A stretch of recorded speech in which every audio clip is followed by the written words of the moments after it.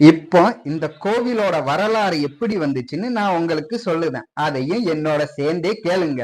அந்த கோவிலோட வரலாறு என்னன்னா, சிவனுக்கும் பார்வதிக்கும் திருமணம் கைலாய மலையில நடந்துச்சு. அப்ப இருக்கக்கூடிய தேவர்களும் ரிஷிவர்களும் எல்லா பூத கணங்களும் எல்லாருமே சிவபெருமானோட கல்யாணத்தை காண கைலாச மலைக்கு எல்லாரும் குவிஞ்சதுனால பூமி சமநிலை இல்லாம ஒரு பக்கம் ஏரியும் ஒரு பக்கம் இறங்கி இருந்துச்சு. அதாவது வடமுனை இறங்கியும் தென்முனை உயர்ந்து இருந்துச்சு. அப்போ பூமியோட சமநிலையை சமம் செய்ய அகத்திய மாமுனிவரை சிவபெருமான் பூமியோட சமநிலைப்படுத்துன்னு அனுப்பி விடுதாரு. உடனே இவரு என்ன பண்ணுதாருன்னா, அகத்திய மாமுனி உங்களோட கல்யாணத்தை பார்க்க திருமணத்தை பார்க்காம நான் எப்படி இருப்பேன் அப்படின்னு ஒரு கேள்வி கேட்கும்போது, நீ எந்த இடத்துக்குள்ள போய் இந்த பூமியை சமநிலைப்படுத்திட்டு எந்த இடத்துல போய் என்ன நினைக்கிறையோ அந்த இடத்துல என்னோட திருமண கோலத்தை காட்சி தருவேன் அப்படின்னு சிவபெருமான் வாக்கு கொடுக்காரு. அதே போல சிவபெருமானோட கட்டளைக்கு இணங்க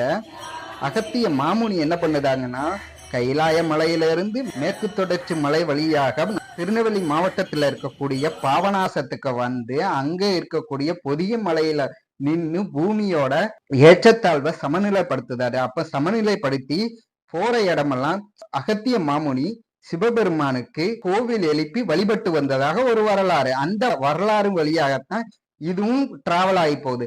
அப்போ அகத்திய மாமுனி என்ன பண்ணுதாருன்னா, நம்ம பாபநாசத்துல சிவபெருமான பிரதிஷ்டை பண்ணி அங்க சிவபெருமான் பார்வதி திருமணத்தை பார்க்கணும் அப்படின்னு வேண்டுகிறாரு. அப்ப அந்த இடத்துல பார்வதி சிவனோட திருமண கோலம் அவருக்கு காட்சி அளிக்கு. திரும்ப அங்க இருந்து சிவபெருமான் மேற்கு தொடர்ச்சி மலை வழியாக குற்றாலத்துக்கு வராரு. ஏற்கனவே ஒரு காணொலியில நான் சொல்லியிருக்கேன். குற்றாலத்துல இருக்கக்கூடிய குற்றாலநாதர் கோயில் வைணவ கோயில் சில காரணங்களாக சைவ கோயிலாக சிவபெருமான் கோயில் ஆலயமாக மாற்றப்பட்டு திரும்ப அங்கிருந்து ஆய்க்குடி வழியாக வனப்பகுதியா இருந்த இந்த சாம்போர் வடகரைக்கு வந்த அகத்தியர் இங்கேயும் சிவபெருமான பிரதிஷ்டை பண்ணணும்னு நினைச்சிருக்காரு. அப்படி நினைக்கும் போது அவரோட சமகாலத்துல இருந்த ராமாயண காலத்தில் இருந்த அனுமன் சாம்பவ மூர்த்தி அப்படிங்கிற 2 பேரோட சேர்ந்து இந்த இடத்துல ஒரு சிவபெருமான ஆலய பிரதிஷ்டை பண்ணிக்கிட்டு இருக்காரு. அப்படி பிரதிஷ்டை பண்ணதுக்கு இங்க ஒரு சொட்டு கூட தண்ணி இல்லை.